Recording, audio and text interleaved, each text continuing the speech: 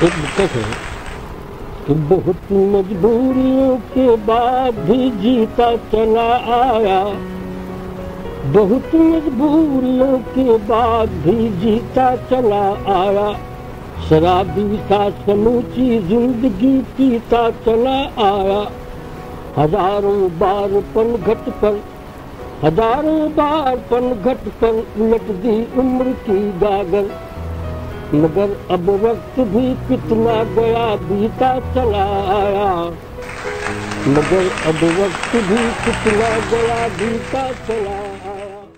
50 और 60 के दशक में बिहार की साहित्यिक जमीन पर उभरी ये आवाज पूरे देश को दीवाना बना रही थी। अखिल भारतीय कवि सम्मेलनों के मंच से जब भी रमेश चंद्र झा को बुलाया जाता, वे कभी अपने श्रोताओं को निराश नहीं करते, और जिनके बारे में हरिवंश राय बच्चन ने भी कहा था, झा जी के गीतों में हृदय बोलता है और कला गाती है। मेरी मनोकामना है कि उनके मानस से निकले हुए गीत अनेकानेक कंठों से उनकी अपनी सी प्रतिध्वनि बनकर गूंजे। 8 मई 1928 को बिहार के चंपारण में जन्मे रमेश चंद्र झा एक कवि और कथाकार के रूप में जितने चर्चित हुए, उससे कहीं ज्यादा एक बागी के रूप में याद किए गए। 1942 के भारत छोड़ो आंदोलन की शुरुआत ही हुई थी और रमेश चंद्र झा महज 14 बरस की उम्र में बागी हो गए थे। पिता पंडित लक्ष्मी नारायण झा और परिवार का हर सदस्य पहले से ही आजादी की लड़ाई में शामिल था। ऐसे में उनके पिता चाहते थे कि परिवार का कोई एक सदस्य कम से कम क्रांति से दूर रहे, ताकि घर की औरतों का ख्याल रखा जा सके। लक्ष्मी नारायण झा अपने बाकी साथी रिश्तेदारों के साथ जेल में ही बंद थे।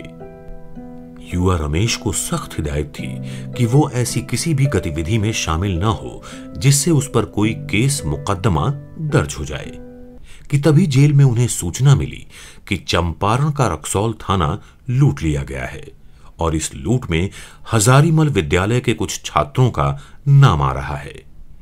लक्ष्मी नारायण झा ने जेल के ही किसी अधिकारी से पूछा कि कहीं रमेश नाम के किसी लड़के की गिरफ्तारी तो नहीं हुई है। जेल के अधिकारी ने कहा, नहीं, सब पकड़े गए हैं, बस एक रमेश ही फरार है। और इस तरह अपने माहौल से बेअसर नहीं रह पाए रमेश चंद्र झा। उन पर थाना डकैती और लूटपाट के मुकदमे हुए। अंग्रेजी पुलिस चौकी लूटने का संगीन आरोप लगा, लेकिन उन्हें काफी समय तक गिरफ्तार नहीं किया जा सका। इधर वे खौफनाक फरारी जिंदगी का लुत्फ उठाते रहे, तो उधर उनके घर परिवार को न जाने कितनी बार लूटा जाता रहा। नया जीवन और विकास जैसी पत्रिकाओं के संपादक और भारतीय राष्ट्रीय पत्रकारिता के मील स्तंभ माने जाने वाले कन्हैयालाल मिश्र प्रभाकर ने रमेश चंद्र झा के बारे में लिखा, रमेश चंद्र झा और उनके परिवार का इतिहास स्वतंत्रता संग्राम में बर्बाद होकर अट्टहास करने का इतिहास है। वे उनमें हैं जिन्होंने गुलामी की बेड़ियां तोड़ने को स्वयं हथकड़ियां पहनी हैं और खौफनाक फरारी जिंदगी का लुत्फ भी उठाया है। एक लंबे अरसे बाद जब इनकी गिरफ्तारी हुई तो जेल यातना का नया जीवन शुरू हुआ।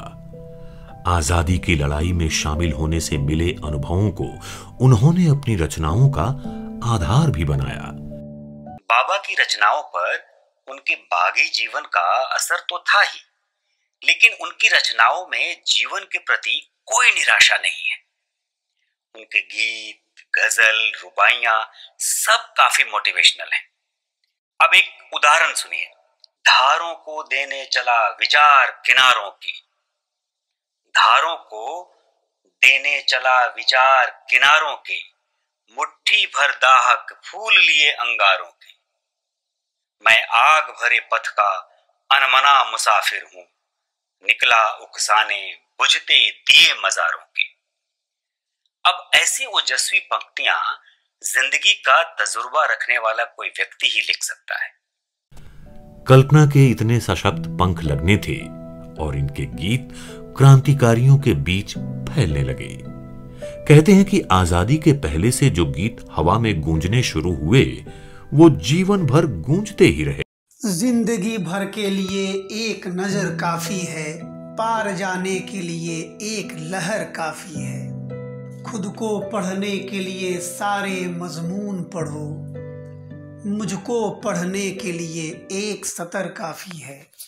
दो चीजें हैं, एक तो जो साहित्य में खेमेबंदी हुई है खासतौर से 60 के बाद, जिसके शिकार मुझे लगता है रमेश जी भी थे। एक बड़ी वजह उनके विलुप्त होने की वो भी है कि जो आलोचना में साहित्य में जो धाराएं प्रबल हुई, जो लोग लॉबी विचारधारा मजबूत हुई, वो उससे अछूते रहे और उस तरह का इन्फ्लुएंस उन पे आया भी तो वो प्रचार नहीं हुआ, क्योंकि उन्हीं के साथी कवि दोनों जो बड़ा नाम अभी हम ले रहे हैं त्रिलोचन और नागार्जुन, वो उनके साथी कवि हैं। एक साथ लिखना शुरू किया, एक जैसी लिखाई शुरू हुई।